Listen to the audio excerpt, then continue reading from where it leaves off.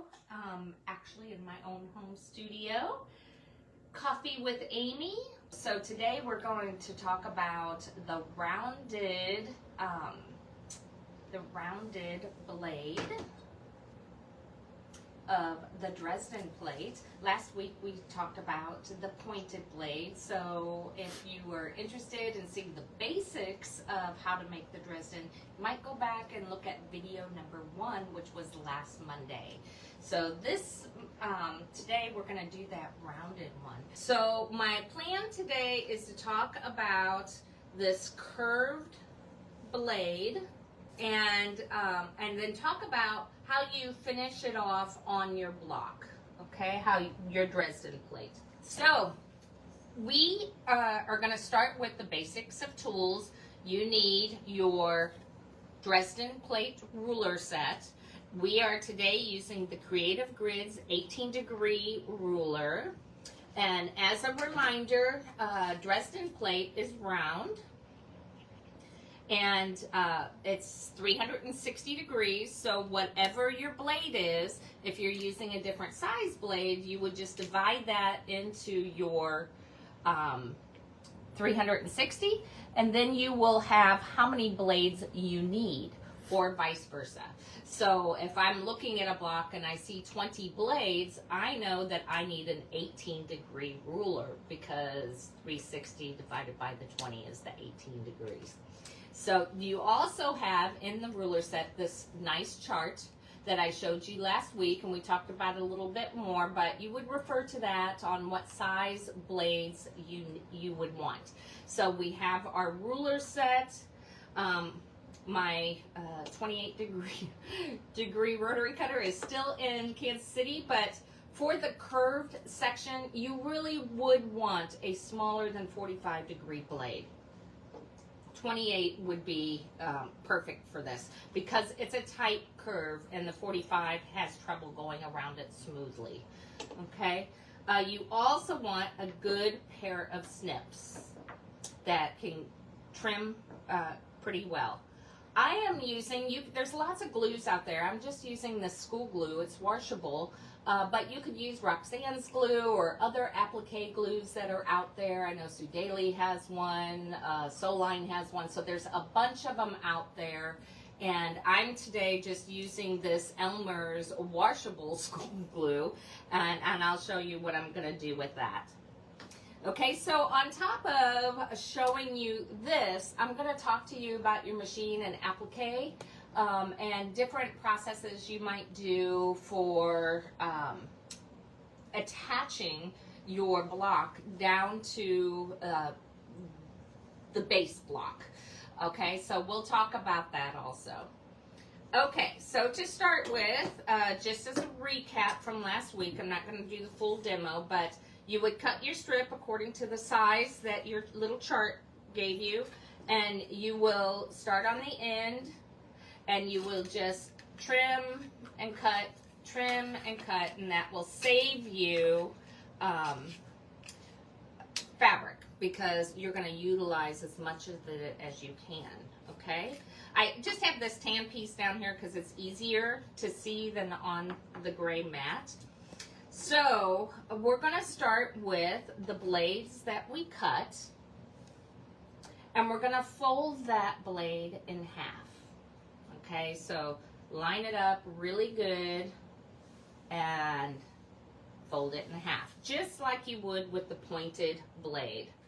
Okay, now what we're going to do is we're going to put them on our cutting board, and we're going to take our half circle, and you can see that it has quarters. Okay, we're going to take this line, put it on our fold, and make sure that this is at the top of our blade. So I'm going to put that on the fold right here, and I'm going to put that all the way up to the top. Okay, use your rotary cutter. And see, this is why 28 inches is better, because you can never get it smooth against the hardly. Okay, now I have my rounded blade. Now there's a couple of different ways to do this from this point. So last week I showed you how to make the cover circle for your blade by using a little either sew-in stabilizer or fusible stabilizer, so you could turn it very easily and and then round it out with your Hera tool or your, I really like my point and press. So if you take your Hera tool, that is another tool you will need for this project. So when I chose not to use a stabilizer, okay, because my points are using fabric, I'm choosing to use fabric for my rounded blades also. That way, when I look at the edges, it's all even and it's all the same. So if you look at the edge of this, you see green and white. So when you go to applique this down, you really need to make sure that that white is tucked in and kind of roll it under if you're hand stitching or if you're doing it by machine. So let's see. I also wanted to show this. I didn't show this last week. If you don't like that bulk, you can trim it out. Okay, about 1/4 inch. And then that way, if it's fusible, when you fuse it down, just again, make sure that you're kind of rolling it under as you're fusing it down. Okay. So let's talk about my little piece here. So I had a couple little scraps. You do it exactly the same as you did when you made your rounded blade. So I'm going to put this on the fold and I'm going to bring it all the way down to my edge and I'm going to cut him out. Okay. I'm going to line up my folded areas and place him down there. And you can see he overhangs a little bit. Don't worry about that. Okay, and we're going to take 1/4 inch and go all the way around. So when we do that, we have this guy right here. So I've taken 1/4 inch and I did it from this side, the blade side. So if you can see that, I started the blade 1/4 inch. See my little overhang? Again, don't worry about that, but I did it from the blade side and went around. Then you're going to have to clip them, right? So you can, that's what your sharp scissors are for. Be careful not to cut your stitch line. You know, last week, I want to say it was Sandra, made a pointed Dresden, and she put it out there. And she said it's pointed mostly. And again, this tool, what's nice about this tool, it's got a big side and a small side, and you can really get it in there without poking through. So your point comes out really nice and even. But here we go. Let's get this guy all rounded out. Let's get this guy all rounded out right here. Okay. So now I have my blade. Okay. Then what I'm going to do is I'm going to attach him when I turn him around. I don't know if you can see this, but there's a little point there, just like there is when you did the pointed one, okay? So it's where it starts the round.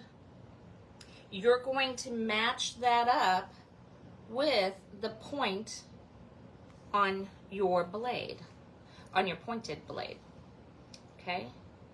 And when you do that, you're going to do just like you did on the pointed one. You're going to start about 1/4 to 1/2 inch down and back up and then go down your strip. It's not going to be even on the bottom. Don't worry about that. Then you're going to either open them up flat like this, which is my preference, or if you're not using a cover-up circle and you're trying to make it point all the way down, then you would want to fold them all to the same side. But for me, I am putting them down and I'm opening up my deals. So then I have this guy and I have started my blades. Okay, so now I have this guy, and we're going to talk about, I left him loose. I used my pointed one because I wanted to show you how to appliqué it, and I couldn't show you that and the round at the same time because I only made 2 of these. So last week we talked about how you make sure that you're straight, right? I am starting off with a base piece of fabric. My base fabric square is larger than the 12.5 that I want. Okay, and that's usually because when you applique or you're doing stitchery, it draws up the fabric, just like quilting does. So I want to trim it down to the correct size after I'm done. And I will trim it from this end. So I make sure that all these are good, and then I will trim the outside edges to get down to my 12.5. Okay, so how I prep my applique: I put them down, make sure that I'm pretty even on the sides, and I'm gonna pin it down pretty good on the sides because I don't want them to be flip-floppy. This is where my glue comes in. I can take this guy and just put a little bit of glue on them and stick them down. And I do that all the way around, okay? And when I do that, I can then take it to my iron and just give it a really quick press. And this is what happens. It stays in place. Okay, so you can see it's glued to it. Okay, this one's not set yet, but if I took it to my iron and did that, it would be set. Okay, so this is my machine. Not everybody's machine is exactly the same, but if you have, many of you are Janome owners, so if you have a 9450, an M7, an M8, 9480, 15,000, or right below one of those, a 9400, maybe even, I don't think the 6600, 6700 maybe. You go to your home, and there's 2 ways to get to applique stitches if you have one of those more advanced machines. Okay, you can either go to your t-shirt and it breaks down everything you're gonna do, okay? And we would applique. And what's gonna happen is it's only gonna give you the applique stitches, or should I say the most common applique stitches, okay? Which is your zigzags or your blanket stitch. Okay, I'm gonna go back home because I like this one better. I don't know why. And I am going to applique. And it gives me more choices to pick from. I did a little sample stitch. Oops, might as well turn that upside down. This was the stitches that the other applique from the t-shirt gave me. It gave me a really tight zigzag. And then it gave me a left-right on the blanket stitch. I'm sorry, on the applique stitch. And then you had the blanket stitch. So when there's not much difference in this. You can see this right here. And then see it jumps over just a little bit. And then it jumps back over here. Because what I did was I went through this series and I did a little sample of every single one of these and I numbered them. So here's number 1, and that's M is in the middle. That means your base stitch is in the middle of your wherever your foot is, and you go over. This is to the right, your needle's to the right, okay? And sometimes you have to applique from the left. So you can see here's right, here's left. a lot of other machines, if you don't have a lot of stitches and maybe you don't have a blanket stitch because you have a more basic machine, this stitch is one of the stitches that usually comes along with it. You'll get a zigzag and maybe something like this. So it doesn't go straight across, but it gives you this little guy. And this is more like a blind stitch. Great for hemming pants, by the way. More of a blind stitch. And it looks like, let's see, what number is that? 14. It looks like this. And see how tiny that is? And it's called a blind stitch. Now, for every single one of these, there's different likes. Some of these have, see my circle? That's the one I like. So this is a single stitch. It takes 2 stitches and then it goes over and back. A single stitch down and then goes over and back. This one is a single stitch down and takes 2 stitches over. This one, we start to get into ones that go back and forth. So it will move your fabric like this. I don't necessarily like that as my applique stitches. To me, it's a little harder to control, especially if you have a bunch of curves and points that you're trying to move your fabric around. I like this one because when I stitch, if I take 1 or 2 stitches, and it goes over and I do need to turn it, I can do it in between the stitches. I can take 1 stitch forward and stop. Do a little turn, take 1 stitch forward, and then it goes over. So it helps you maneuver and get better stitches. The other thing is not everybody likes it that small.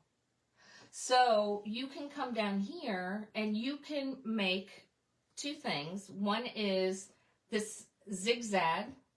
If you have a 3, 5, 7, 9 millimeter machine, that tells you how far your zigzag is. So this is a 9 millimeter, which means my center is at 4.5. Okay, this width is at 3.5. And then my stitch length is 2.5. And I'm just going to leave it there for right now, and I'm going to show you this guy, because this was my practice one, okay? So here was my practice, and you can see it there. So this was my number 6 going forward. And then I said, this is where I switched. See it? It kind of messed up there. But this is where I switched to the double stitch where it went back and forward, and I had trouble controlling it. So I didn't like that one as much as this. You can see this is much cleaner.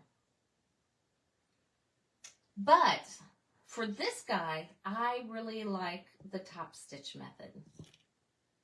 Okay, and I'm going to show you that. And as a long armor, I tell you why. This is good. I mean, it secures the area. But when I show you this method, you see there's hardly any flip on the edges. So when the long armor takes it, it's not going to fold that over. So I have to look at it in 2 ways when I'm doing these. So this is a good stitch, and this is a good stitch. I think this would be a lot of work to do a zigzag. So just kind of keep that in mind. So with these, you have 2 feet. You could have 2 feet, should I say. These are F feet. These are your applique feet. So I have my regular F, and this is the one that has the little dot on it that shows you where the center is. So if you're doing that meet M1, you can always guide your fabrics like that. This is F2. This one is an open toe, okay? So I'm gonna show you my preference of doing this with the top stitch. So let me get the right foot on here.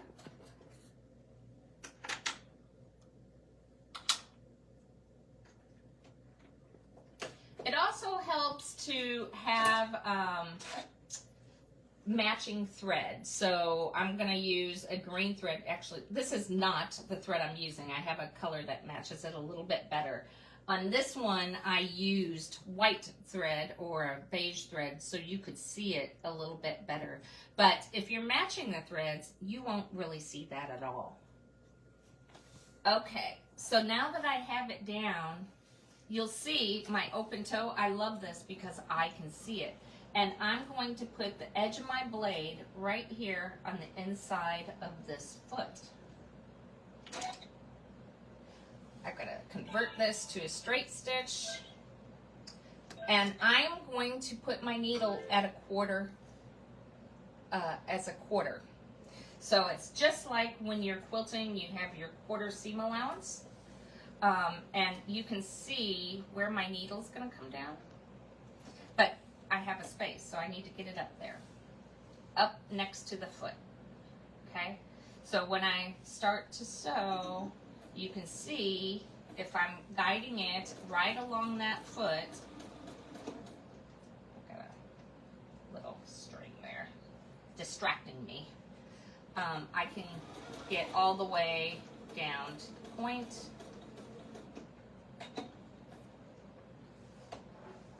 Turn it so the edge is on my foot. I got any crinkles in there.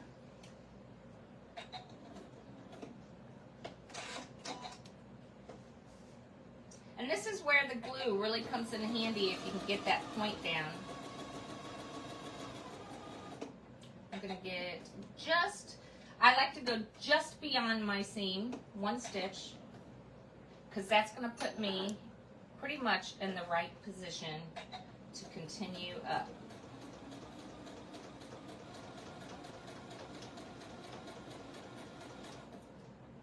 Get right to that point. Turn and flip.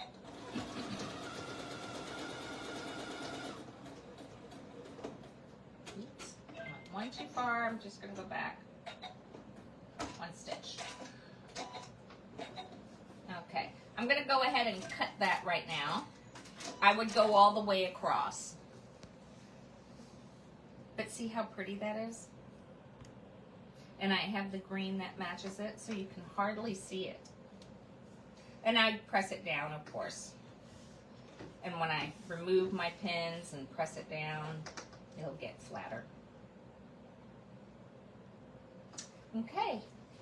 At this point, this is, once I stitch it down, you would take your quarter circle and you would do the same thing. Okay, this is not a finished quarter circle, so I haven't finished them yet. But you would put your quarter circle down and then you would finish it off. From there, you would take your square ruler, put it on the sides, and then you would trim it. This is 10-inch ruler, so I'm not going to do that. But if I wanted a 10-inch block, that's what I would do. Put it even here and here, and then cut your 12.5-inch block after you applique it down. So next week, we're going to be covering this ruler again, looking at other ways to use this, either as a wedge or circles, things like that. So I've got a few ideas and things to share with you. So join me next Monday at 9 a.m. and I will do another demo. Coffee with Amy. Talk to you soon. Bye-bye.